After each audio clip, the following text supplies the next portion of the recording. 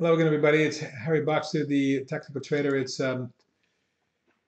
Wednesday night, June the 15th, and these are the charts of the day. I'm going to go over longs and shorts today. The market got slam dunked today hard, and we may have some more downside to go, but we're getting quite oversold. Still, let's take a look at some of the ultra shorts and see where they look like on the charts at this point. You'll see the big downtrend on the BGZ that got down into the $32 level in April, bounced, but that was the low. It retested late in May and successfully reversed. On that reversal day here, the stock spiked up from 33.5 to 35.25, and it just kept going. We reached near 40 today, which is near the high of 2 days ago. If we get through here, I can see a test of the 42.5 three-quarter zone short term. That would be a key test of overhead resistance, and a breakout above that could lead to even higher levels. But let's see what the market does here. On the long side, CDTI. Very interesting pattern. A big explosive move in May, a very orderly pullback channel that tested the moving averages.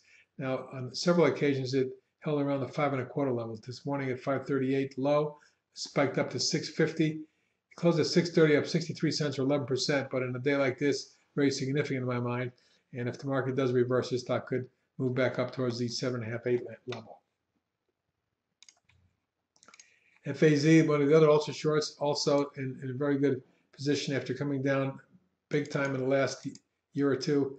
You can see it finally stabilized down in the 37 range here, here, and here, retesting 3 times, or testing 3 times, and then finally moving up to test resistance. That backed it off. Moving average held. Then the stock has spiked up from 41.75, 42 zone up to 52.25, about a 10-point move.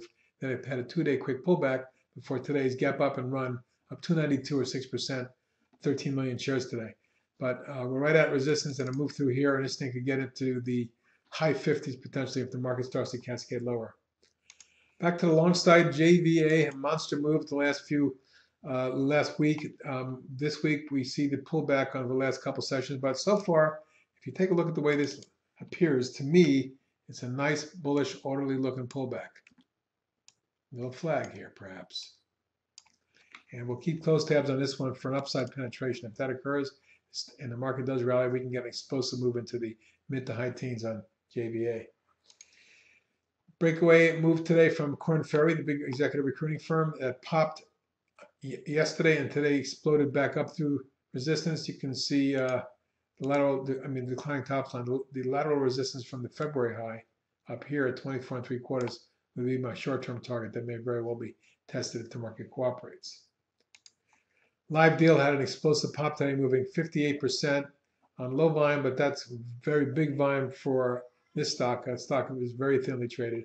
One to keep an eye on. Today's high at 472 is right up against the 5-month highs, and a move through that could explode this stock up towards the $596 range. Again, very thin. Need to be careful with that one. Wanted to point out that Oncotharion has barely been touched by this market. We pulled it down this morning down to 695, right back up to 738. And a gain on the day. That speaks very well of the trend. Even though there is overhead resistance at around 7.5, I'd look for this stock maybe to work its way up towards 8.5, 9, 9.5 zone, something like that, short-term market cooperating. Ultra short oil, the SCO, had a significant move. Let me clear this up for you here. Over the last couple months or so, the stock's been consolidating the move from the May spike up to resistance. Let's step back a minute. After coming down in a falling wedge, we popped out a big volume in May and then consolidated sideways for about 4 weeks. Last week, it took a little bit of a move, backed off yesterday, and today popped right up to resistance. This is a 6-month resistance level right here that I've taken out. Could lead to higher levels with a target of 53.5 and then 59.5. And that would probably mean that oil is coming down pretty hard. We'll see if that occurs. Sequonom. I wanted to point out that today the stock, although it did come down early in the day, held right on this declining channel, held right at the bottom of that channel near the rising trend line, lateral price support in the 50-day, and then reversed with a gain of 35 cents. On a day like this, outstanding gain with the biggest volume in about a week. So maybe, just maybe, the stock will be make a significant move, retest the 870 range, and then move up towards 9.5. Ultra short TZA, the small cap triple bear, after breaking out earlier this month, pulled back yesterday, and today spiked right back up to 11, 5.3% on 24 million shares. That's the biggest volume this year, and may indicate it wants to move higher. Targets are 45, 45 and a quarter, and 48 and a quarter, 48 and a half going forward. Again, these also shorts are going to take a real market spike down to get up there, but I think that could occur. Stay tuned. VXX broke through declining tops line, and today spiked up to the 50-day moving average, moving up $1.91 or 8.5%, about 49 million shares. As volatility may be increasing here, you'll see the volume was the heaviest since mid-March, 3 months. It's going to be interesting to see if it does get through this lateral price resistance, and well, first through the moving average around 24 3/4, which we may see as early as tomorrow.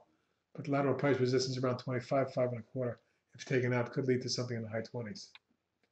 And last for today's XPO, well, this had a big move, and I wanted to point it out because it's unusual for a stock to jump from 215 to 313 in a couple of days in the face of a sharply declining market, but that's exactly what occurred. Now it's testing the January high, and it may back and fill or pull back in this area, but if it should get through 313, it could be a significant move. Quick review of some of the boxes shorts I wanted to add to today's video.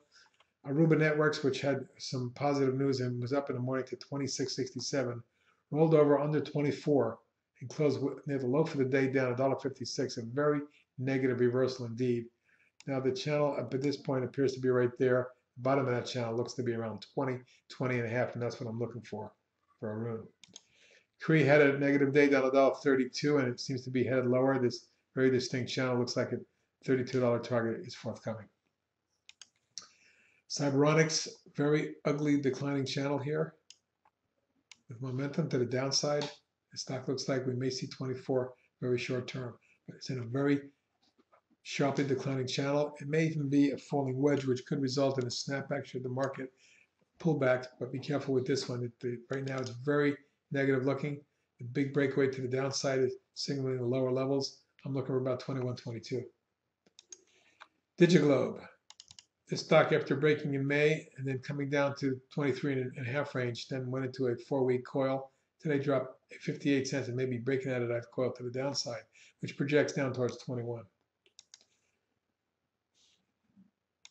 GPRO, which had broken down hard and then from a little mini wedge, has been moving down steadily every day. And at this point, I'm looking for something down around the low 60s, but there is some support around 66. Rockwell Automation continues to look ugly, although it spiked up yesterday. It quickly reversed today down $2. And at this point, potentially a move down towards the $70 range could ensue if the stock cracks under 76 3/4. Sina, a member of a very weak Chinese group, coming down hard, although it did bounce yesterday, came right back down to 473 today. And if it breaks down below the 85 area or so, this stock could fall rapidly into the high 70s.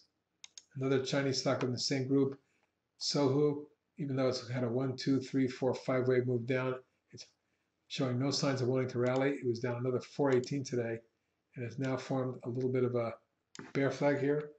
Watch for a move below the $67 area, which could lead down to something in the high 50s. SSYS in the sharply declining channel, also down $1.49 today, and could be headed towards the mid-20s if this keeps up. And lastly, today is Trimble Navigation at DRMB, which after breaking out of this, breaking down hard in May and then forming this 1-month long coil, has been moving down steadily nearly every day. But it could move down towards the 34 range. That's my target for Trimble. And that's it for tonight. Be careful out there tomorrow. Bye-bye.